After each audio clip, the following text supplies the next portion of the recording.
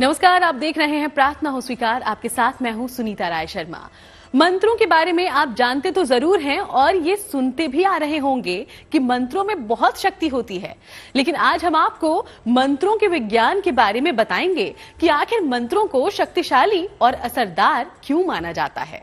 आज जानेंगे मंत्रों का रहस्य, आखिर कैसे पड़ता है वैदिक मंत्रों का जीवन पर प्रभाव और क्या है दिव्य मंत्रों का वैज्ञानिक महत्व। इन्हें जानने के बाद यकीनन आपका हर मंत्र जाप और भी उत्तम फलदायी होगा। गौर से देखिए।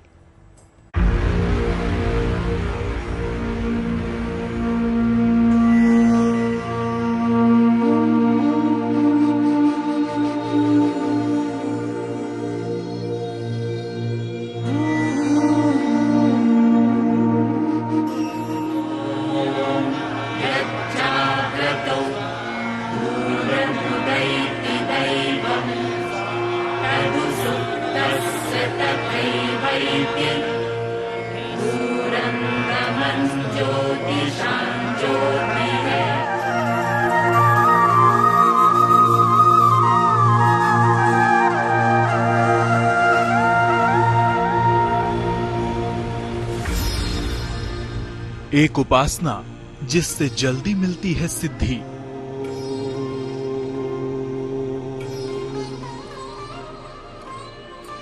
ईश्वर को पाने की सबसे उत्तम विधि। मंत्रों में होती है चमत्कारी शक्ति। हर मंत्र समेटे हैं ईश्वरीय गुण। दिव्य शक्तियों से भरपूर होते हैं वैदिक मंत्र।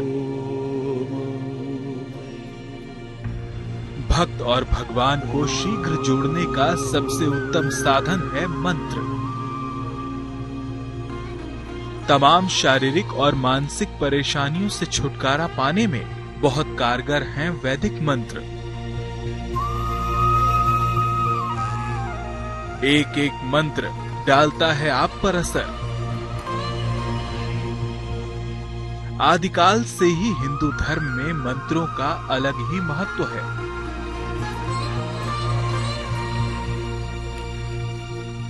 आज हम आपको मंत्रों के रहस्य के बारे में बताएंगे। क्या है मंत्र? मंत्रों का प्रभाव अमोघ है, इसमें कोई संशय की बात नहीं है। अगर आपके मंत्र सिद्ध हैं और अगर आपने किसी को कहा गया है सत्य प्रतिष्ठायाम क्रिया फलाश्रयत्वम, अर्थात जो व्यक्ति सच्चाई से किसी इष्ट को देखता है और एक अपनी धारणा बना लेता है और धारणा बनाने के बाद उसको ये समझ में आता है कि इष्ट कैसे प्रसन्न दुखी होता है, तो वो सिद्ध हो जाता है। और अगर सिद्ध हो जाता है तो अगर उसके पास सच्चाई आ गई है तो जिसको भी जो बोलेगा वो होने लगता है, उसके शब्दों को प्रकृति सुनने लगती है, वो शुद्ध बुद्धि के स्तर पहुंच जाता है। अर्थात ब्रह्मांड का प्रभाव उसकी इच्छा मात्र से चलने लगता है। ये मंत्र का प्रभाव है।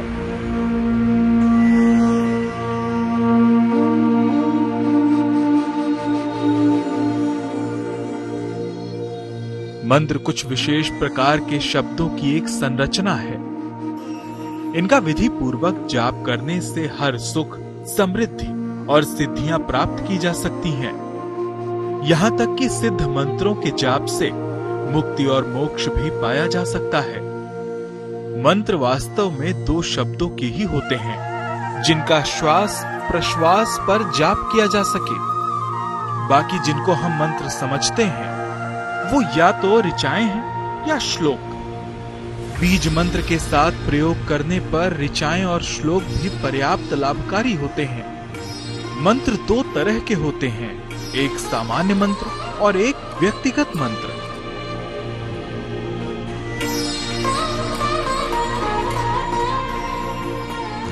वैदिक मंत्रों की संरचना ही कुछ ऐसी होती है जिनके जाप से ब्रह्मांड में अद्भुत शक्तियों का संचार होता है। आम जीवन में कहीं न कहीं हम आप भी किसी न किसी मंत्र का उच्चारण करते ही हैं। लेकिन क्या आपको मालूम है कि मंत्रों के पीछे एक पूरा विज्ञान होता है? क्या है मंत्रों का विज्ञान? मंत्र हमेशा मनोकामनाओं की पूर्ति करते हैं। मान लीजिए किसी को संतान, दशरथ के यहाँ संतान नहीं थी, तब उन्होंने यज्ञ करवाया मंत्रों के द्वारा और चार पुत्रों का जन्म होता है। कोई भी चीज आपको कष्ट आ रही, संतान नहीं हो रही, किसी भी तरह की पीड़ा है और कोई असाध्य रोग हो गया है, अगर सही तरीके से डायग्नोसिस हो जाती है और मंत्रों के द्वारा उसका उपाय कर लिया जाता है, तो ये जान लीजिए कर्म से अधिक इस मंत्रों का प्रभाव आता है और मंत्र पीड़ाओं से, दुखों से मुक्त कर सकते हैं और आपके मनोकामनाओं की पूर्ति कर सकते हैं। मंत्र में जिन शब्दों का प्रयोग होता है, उन शब्दों की एक विशेष रंग और तरंग होती है। आपके शरीर के साथ जब इन रंग और तरंग का तालमेल बैठता है, तभी मंत्र लाभ करते हैं।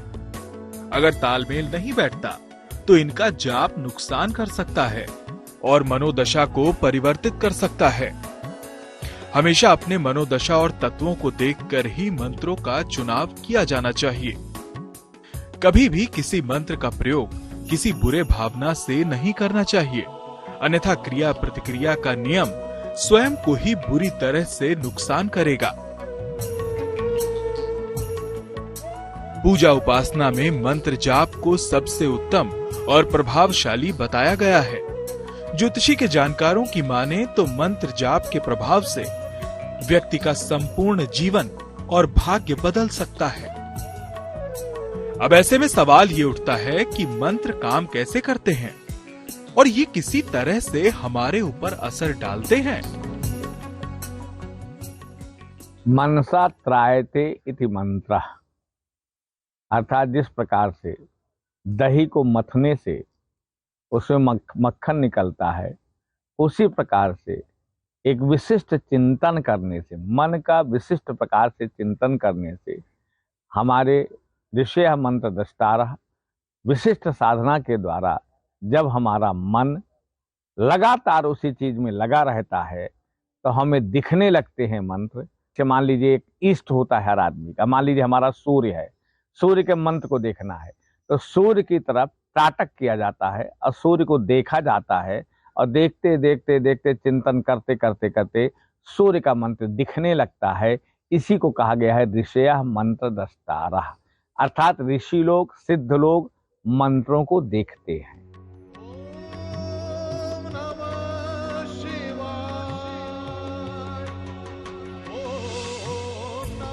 हर शब्द के अंदर एक रंग और विशेष तरंग होती है। इसी प्रकार से हर व्यक्ति की भी रंग और तरंग होती है। जब ये शब्द व्यक्ति के रंग और तरंग से मेल खाते हैं तो काम करते हैं। सबसे पहले मंत्र शरीर, फिर मन और तब आत्मा पर असर डालते हैं। इनका असर शरीर में स्थित चक्रों के माध्यम से होता है। मुक्ति और मोक्ष की राह होगी आसान, मिलेगा सुख और समृद्धि का वरदान। तो मंत्रों के विज्ञान की समझ से आपकी उपासना भी पहले से ज्यादा प्रभावशाली हो जाएगी। आगे हम आपको मंत्र जाप में बरती जाने वाली सावधानियों और कुछ और रामबाण मंत्रों के बारे में बताएंगे, जो आपकी कई दूसरी परेशानियों को खत्म कर सकते हैं।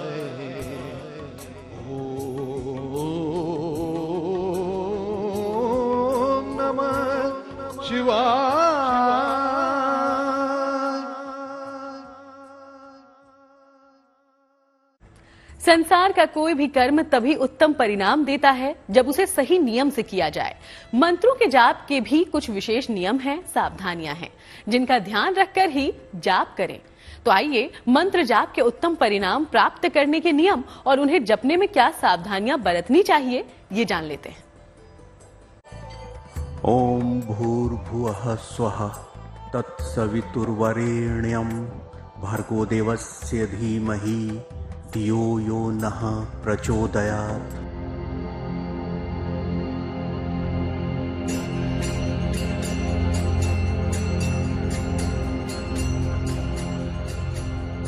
मंत्रों का हमारे ऊपर असर जरूर पड़ता है और अलग अलग परेशानियों के लिए बताए गए मंत्रों का उच्चारण आपकी परेशानी को खत्म कर सकता है। ज्योतिषी के जानकारों की माने तो मंत्रों के जाप में नियम और सावधानियों का विशेष महत्व है, क्योंकि गलत तरीके से मंत्रों का जाप आपको भारी नुकसान पहुंचा सकता है। पहली बात तो यह है कि मंत्र के अंदर इतनी ताकत होती है, ये गर्मी उत्पन्न करते हैं। जब प्राण शक्ति हमारी आंदोलित होती है, प्राण शक्ति जैसे ही आंदोलित होगी, उसमें आंदोलन होगा, आपका स्पंदन होगा, तो निश्चित प्यास लगती है।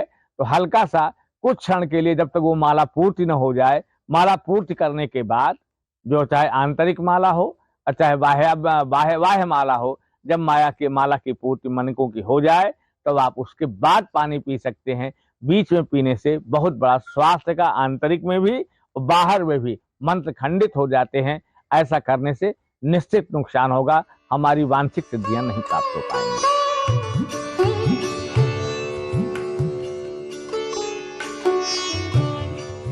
तो आइए जानते हैं कि वैदिक मंत्रों के जाप में किन नियमों और सावधानियों का ध्यान रखना जरूरी है।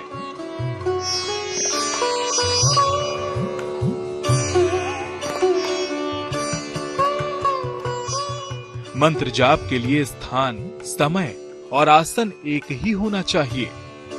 मंत्र जाप की शुरुआत किसी भी पूर्णिमा या अमावस्या से करनी चाहिए। मंत्र जाप के लिए सफेद या काले रंग का आसन उत्तम होगा। वैसे विशेष उद्देश्य के लिए विशेष आसन का प्रयोग भी कर सकते हैं। मंत्र जाप के लिए चंदन या रुद्राक्ष की माला का प्रयोग करें। माला ना हो तो अंगुलियों से भी मंत्र जाप कर सकते हैं। मंत्र जाप के बाद कम से कम 15 मिनट तक जल स्पर्श न करें।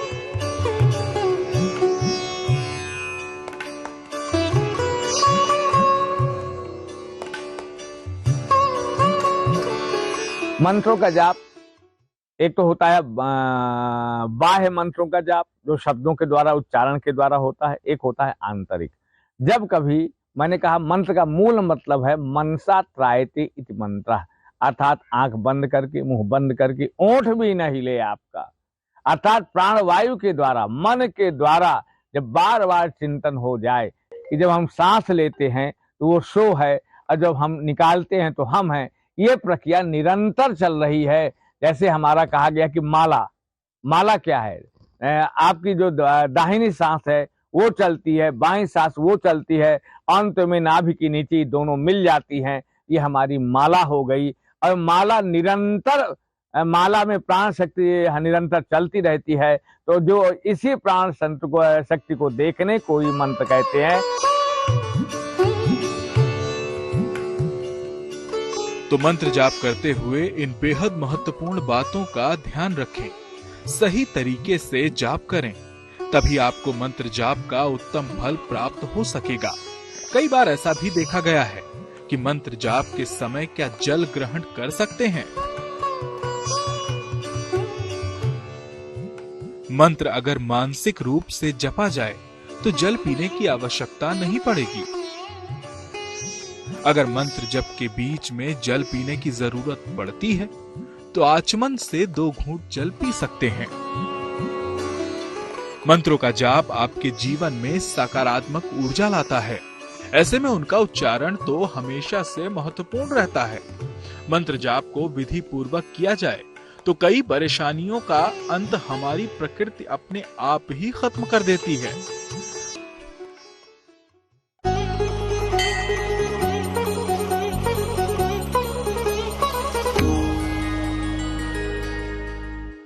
जो कोई भी मनुष्य पीपल के वृक्ष के निकट जा करके, उसे छू करके नमः शिवाय इस मंत्र को जपता है, उसे अकाल मृत्यु नहीं होती है, उसे परम धाम की प्राप्ति होती है। क्यों? क्योंकि पीपल में ऐसा मान्यता है, मानी गई है कि पीपल में स्वयं नारायण का वास होता है। यह 5 तत्वों को अपने अंदर समाहित किए हुए है। न पृथ्वी का प्रतिनिधित्व करता है, म जल का प्रतिनिधित्व करता है, सी अग्नि का प्रतिनिधित्व करता है, वायु का प्रतिनिधित्व करता है, यह आकाश का प्रतिनिधित्व करता है। अर्थात इसमें ईश्वर के गुप्त ज्ञान को रखने की शक्ति है, इसमें दुनिया को समाहित करने की शक्ति है, इसमें स्वयं शिव का आत्मा है, शिव की कृपा है, ईश्वर का अनुराग है, इसमें आत्मा का स्वरूप है। तो चलिए इस खास कार्यक्रम में आज के लिए फिलहाल इतना ही। फिर होगी आपसे मुलाकात, चलेंगे अध्यात्म की किसी और यात्रा पर। तब तक देश दुनिया की बाकी तमाम खबरों के लिए आप बने रहिएगा GNT के साथ।